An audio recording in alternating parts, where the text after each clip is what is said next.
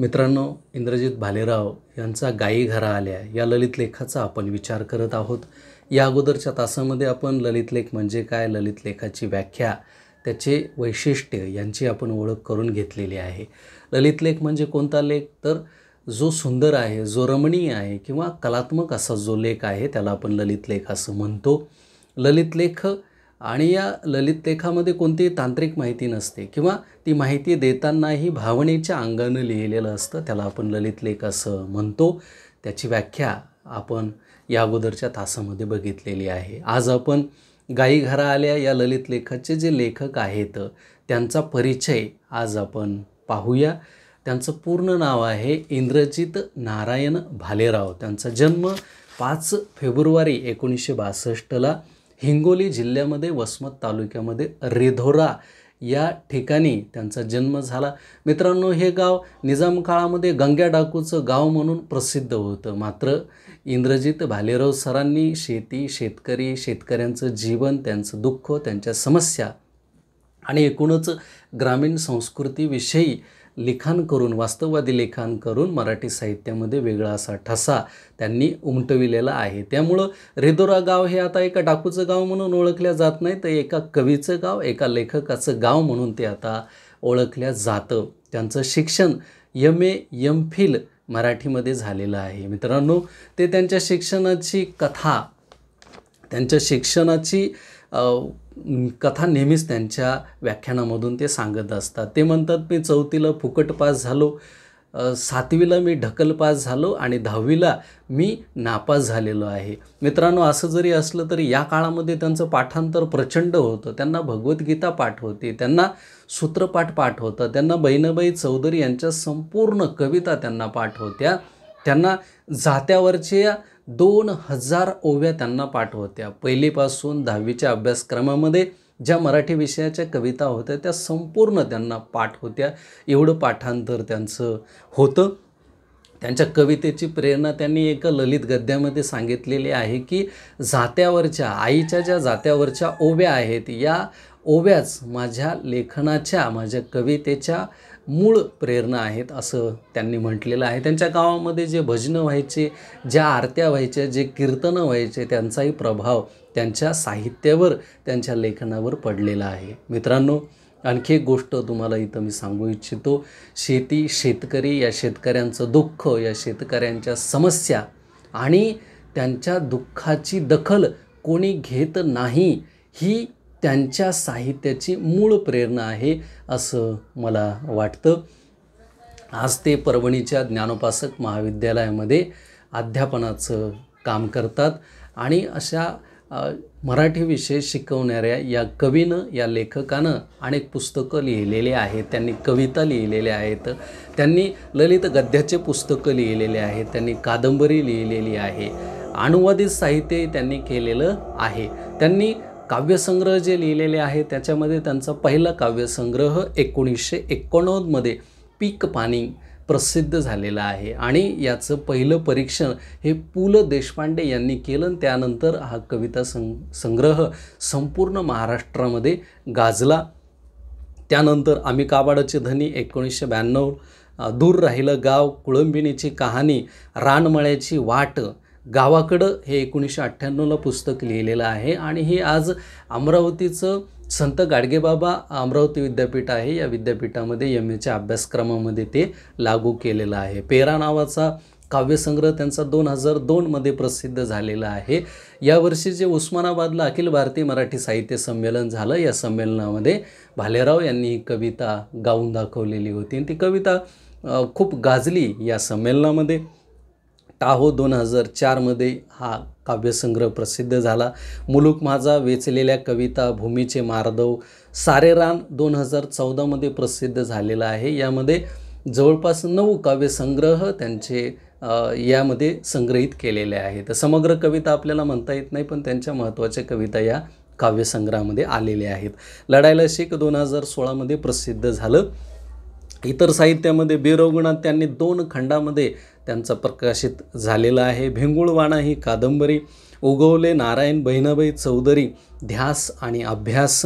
संत जनाबाई यांच्यावर 2 पुस्तकं त्यांनी लिहिलेली आहेत. एक संत जनाबाई, दुसरं लोककहाणी जनाबाईची, शोधग्रंथ वाठावे असे हे दोन्ही पुस्तकं त्यांनी लिहिलेले आहेत. ताराबाई शिंदे यांच्यावर महाराष्ट्र राज्य साहित्य आणि संस्कृती मंडळानं एक पुस्तक काढलेलं आहे. गाऊ जिजाऊस आम्ही 2004मध्ये जिजाऊच्या जन्मापासून तिच्या देहांतापर्यंत अशा जवळपास 20 कविता या पुस्तकामध्ये आहेत. मराठवाडी हे 2009मध्ये प्रसिद्ध झालेलं पुस्तक आहे. मराठवाड्यामधील जे प्रतिभावंत असे जे प्रतिभेचा किंवा प्रतिभावंतांचा अशा 10 प्रतिभावंतांचा वेध या पुस्तकामध्ये घेतलेला आहे. त्यामध्ये भास्कर चंदनशिव आहेत, जनार्दन वाघमारे असे 10 प्रतिभावंतांचा वेध घेतलेला आहे. त्यांनी बलचनामा नागार्जुन यांची जी कादंबरी आहे त्याचा अनुवाद त्यांनी केलेला आहे. लाल चिखल, मळ्यातला अंगार, कविता रुचलेली आणि सुचलेली, कविता सावित्रीची, यशवंतराव चव्हाण सुसंस्कृत राजकारणाचं घराणं, हे जे 2 पुस्तकं आहेत मित्रांनो. त्यांचे जे पुस्तकं आहेत यापैकी कोणतंही पुस्तक त्यांनी प्रकाशनाचा कार्यक्रम घेतलेला नव्हता, पण परभणीमधल्या लोकांनी सावित्रीबाई फुले यांच्यावर जे पुस्तक लिहिलं आणि यशवंतराव चव्हाण यांच्यावर जे पुस्तक लिहिलं त्याचा प्रकाशनाचा कार्यक्रम परभणीमध्ये परभणीकरांनीच ठेवलेला होता. आणि त्याचं प्रकाशन करण्यासाठी जनार्दन वाघमारे सर ते खासदार असताना दिल्लीहून आलेले होते.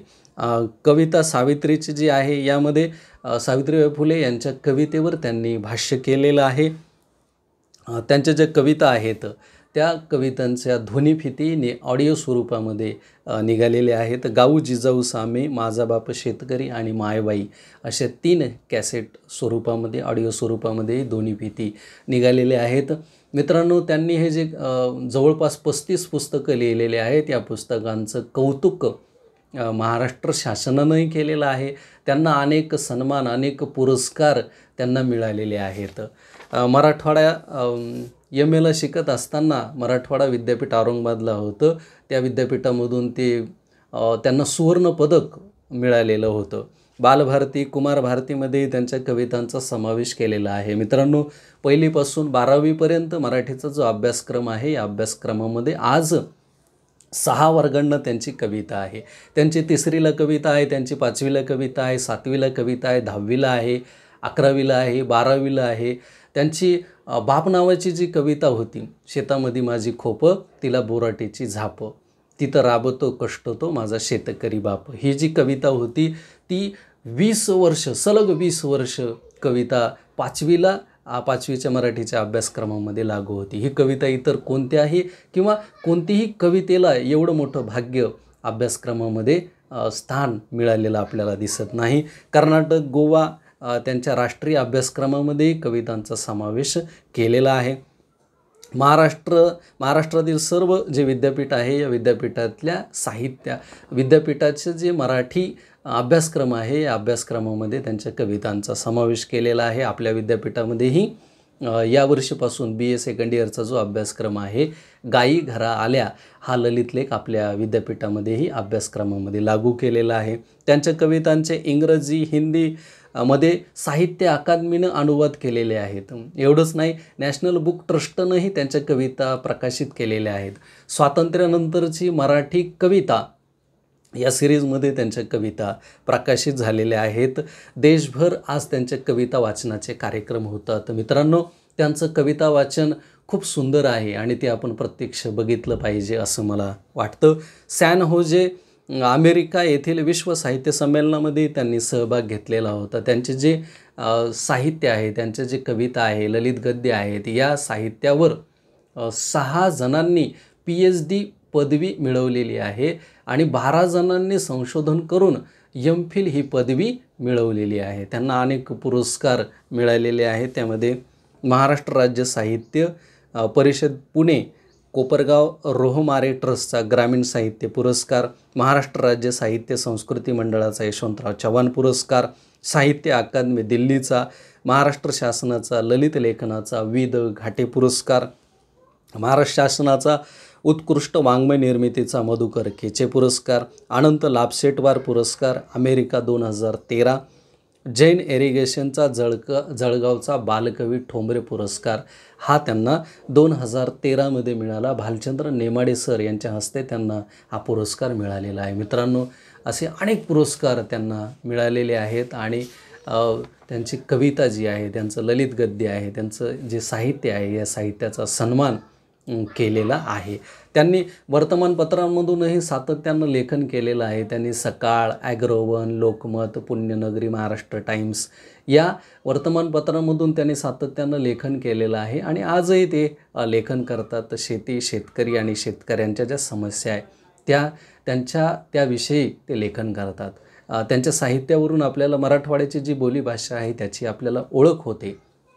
त्यांच्या सर्वच कवितांचा एक विशेष आहे की त्यांनी सर्वच कविता या शेती, शेतकरी आणि त्यांच्या दुःख, त्यांच्या समस्या याविषयी सर्व कविता लिहिलेल्या आहेत. हे त्यांच्या कवितेचं एक विशेष म्हणून आपल्याला सांगता येईल. त्यांच्या कविता इतक्या प्रसिद्ध आहेत, इतक्या गाजलेल्या आहेत की लोकांना कविता माहिती आहे, कवी माहिती नाही आहेत. मित्रांनो, गोविंद पानसरे हे त्यांच्या भाषणामध्ये भालेराव यांच्या कविता म्हणत होते. बाबा आमटे यांनी एकदा त्यांचा जो आश्रम आहे, आश्रमातल्या फळ्यावर कविता लिहिलेली होती, भालेराव सरांची कविता लिहिलेली होती आणि त्या कवितेच्या वर एक वाक्य त्यांनी लिहिलेलं होतं. बाबा आमटे यांनी काय वाक्य लिहिलं की आज जर भगतसिंग असते तर काय म्हणाले असते, आणि त्याच्या खाली ओळी लिहिल्या होत्या भालेराव सरांच्या कवितांच्या. शिक बाबा शिक, लढायला शिक, कुणब्याच्या पोरा आता लढायला शिक. ही कविता लिहिलेली होती. मित्रांनो, आज विश्वास नागरे पाटीलही त्यांच्या भाषणामध्ये भालेराव यांच्या कवितांचं गायन करतात. शेतकरी आंदोलनामध्ये त्यांच्या कवितांचा उपयोग केला जातो. डिवायडरवर, बॅनरवर, शाळेच्या इमारतीवर 3-3 मजल्याची शाळा आणि त्या शाळेच्या इमारतीवर 3-3 मजल्याची त्यांची कविता लिहिलेली आहे. अशा अनेक संदर्भ आपल्याला सांगता येतील. मित्रांनो, 2015मध्ये परभणीला डॉक्टर सदानंद मोरे सर आलेले होते. पंजाबला घुमानला जे अखिल भारतीय मराठी साहित्य संमेलन झालं त्याचे अध्यक्ष होते ते. तर ते सदानंद मोरे सर परभणीला आलेले होते आणि ते एका भाषणामध्ये म्हणाले होते की 17व्या शतकामध्ये शेतकऱ्यांचा राजा हा शिवाजी महाराज होता आणि शेतकऱ्यांचा कवी संत तुकाराम महाराज होते. आज शेतकऱ्यांचा कवी हा इंद्रजित भालेराव सर आहेत आणि आज मात्र शेतकऱ्यांचा राजा मला दिसत नाही, अशी खंतही त्यांनी या भाषणामध्ये व्यक्त केलेली होती. मित्रांनो, महाराष्ट्रामधली शेती, महाराष्ट्रामधला शेतकरी तो जर आपल्याला नीट समजून घ्यायचा असेल तर आपल्याला इंद्रजित भालेराव यांच्या कविता, त्यांचे ललित गद्य, त्यांचे इतर जे पुस्तकं आहे, त्यांचं साहित्य आहे, त्या साहित्यांचा आपल्याला बारकाईनं आपल्याला अभ्यास करावा लागेल असं मला वाटतं. त्यांनी ललित गद्याचे 6 पुस्तकं लिहिलेले आहेत. लळा 2000मध्ये ते प्रकाशित झालं. घरीदारी, तिफन साज, मळा, नाद, गाई घरा आल्या 1997ला हे पुस्तक ललित गद्याचं प्रकाशित झालेलं आहे.